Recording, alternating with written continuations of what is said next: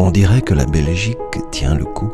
Le porte-parole du gouvernement avait l'air un peu crispé ce matin en annonçant en conférence de presse que quand même, bon, il y a des gens qui continuent un peu à faire n'importe quoi et ça ne va pas, ce n'est pas chouette. Si ça continue, il va falloir verbaliser, fini de rigoler. Comme en France, juste à côté, en France. C'est là que vit Nathalie, en Île-de-France même. C'est joli comme nom, Île-de-France. Et en même temps, c'est une des régions les plus touchées.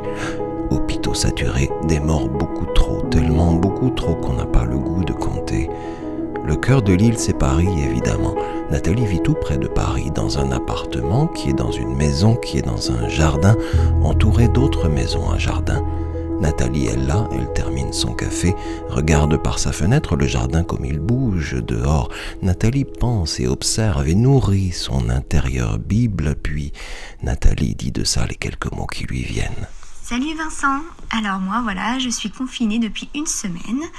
J'ai fait quelques allers-retours à la crèche où je travaille pour récupérer et distribuer les masques et gel hydroalcoolique pour des soignants.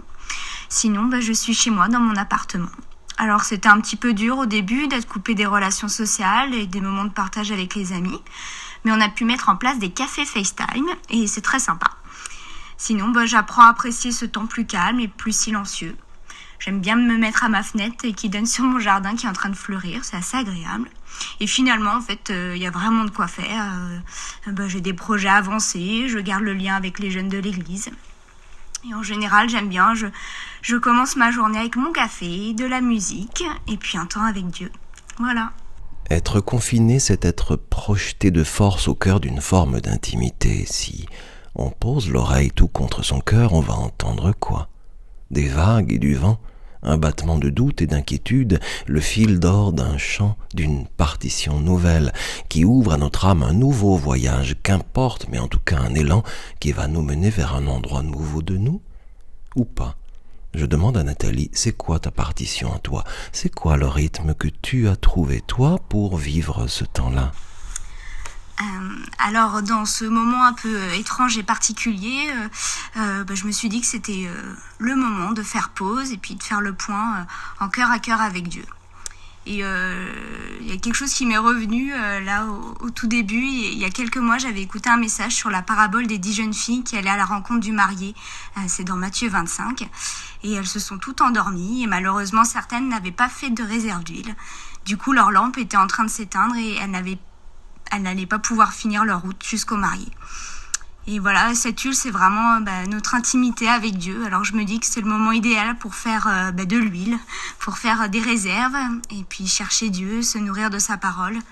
J'aimerais bien sortir de ce temps-là avec une nouvelle façon d'aimer Dieu, d'aimer les autres, une nouvelle façon de le servir, de le louer.